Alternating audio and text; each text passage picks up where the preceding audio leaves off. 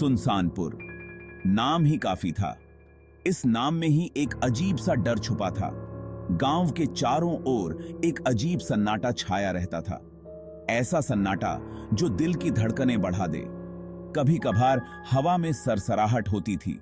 ये नॉर्मल नहीं लगता था, जैसे कोई छुपकर देख रहा हो। गांव के पीछे एक घना जंगल था, इतना घना कि सूरज की रोशनी भी मुश्किल से पहुंचती थी। वहां हमेशा कोहरा रहता था, कोहरे में छुपे रहस्य जो कभी उजागर नहीं होते थे। गांव वाले उस जंगल से डरते थे। उनके चेहरों पर हमेशा एक अनजाना डर रहता था। कहते थे, जो गया वापस नहीं आया। ये कहानियां सुनकर रोंगटे खड़े हो जाते थे। कुछ ने अजीब आवाजें सुनी थीं, जैसे कोई पुकार रहा हो, पर कोई दिखाई नहीं देता था। कुछ ने परछाइयां देखी थीं, परछाइयां जो इंसान की नहीं लगती थीं। सूरज ढलने के बाद कोई भी घर से बाहर नहीं निकलता था। हर दरवाजा बंद हो जाता था। बच्चों को अंदर रहने को कहा जाता था। बाहर का माहौल बहुत डरावना होता था। मां डरावनी कहानियां सुनाती थीं, जंगल के बारे में। उन कहानियों में एक सच्चाई छुपी होती थी, वहां रहने वाले राक्षसों के बारे में। राक्षस जो रात में बाहर आते थे। कहानियां पीढ़ियों से चली आ रही थीं। हर पीढ़ी ने कुछ नया जोड़ा था। क्या वे सच थीं?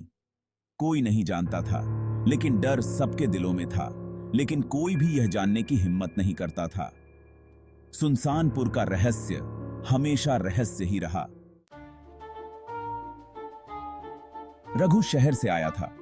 वह एक आधुनिक लड़का था जो शहर की चकाचौंध में पला बढ़ा था। वह गांव की इन कहानियों पर हंसता था।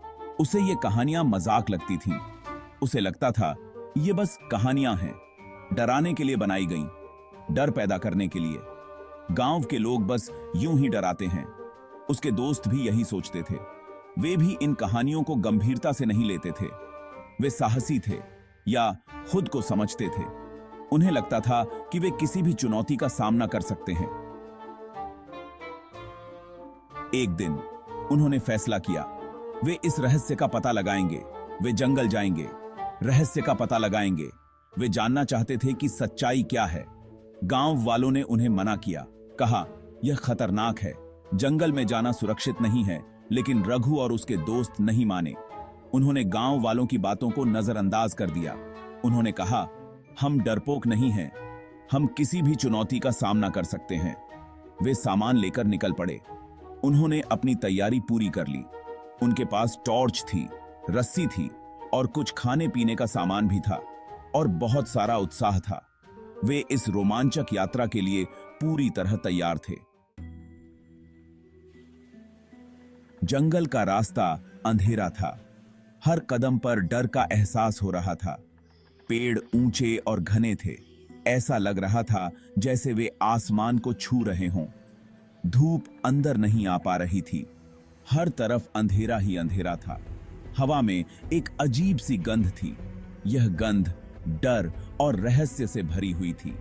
सड़ी हुई लकड़ी और गीली मिट्टी की यह गंध और भी भयानक बना रही थी। चिड़ियों की आवाजें भी नहीं आ रही थीं, सिर्फ पत्तों की सरसराहट। यह सन्नाटा और भी डरावना था। और उनके कदमों की आवाज, हर कदम के साथ दिल की धड़कन तेज हो रही थी।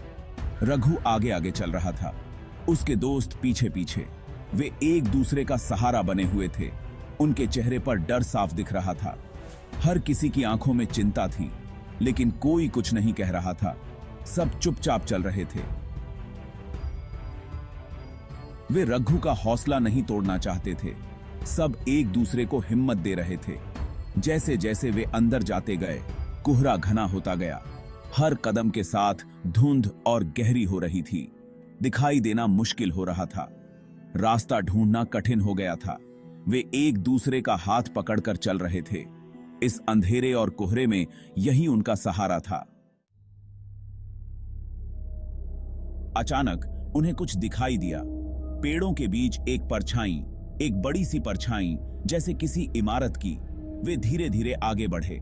परछाई साफ होती गई। यह एक मंदिर था, एक पुराना जीर्ण शीर्ण मंदिर। उसकी दीवारें टूटी हुई थीं। छत की जगह खुला आकाश था। मंदिर के चारों ओर एक अजीब सी खामोशी थी। कोई आवाज नहीं थी, सिर्फ सन्नाटा। एक ठंडी हवा चल रही थी जो उनके हड्डियों को हिला रही थी। मंदिर के द्वार पर कुछ लिखा था, लेकिन अंधेरे में पढ़ना मुश्किल था।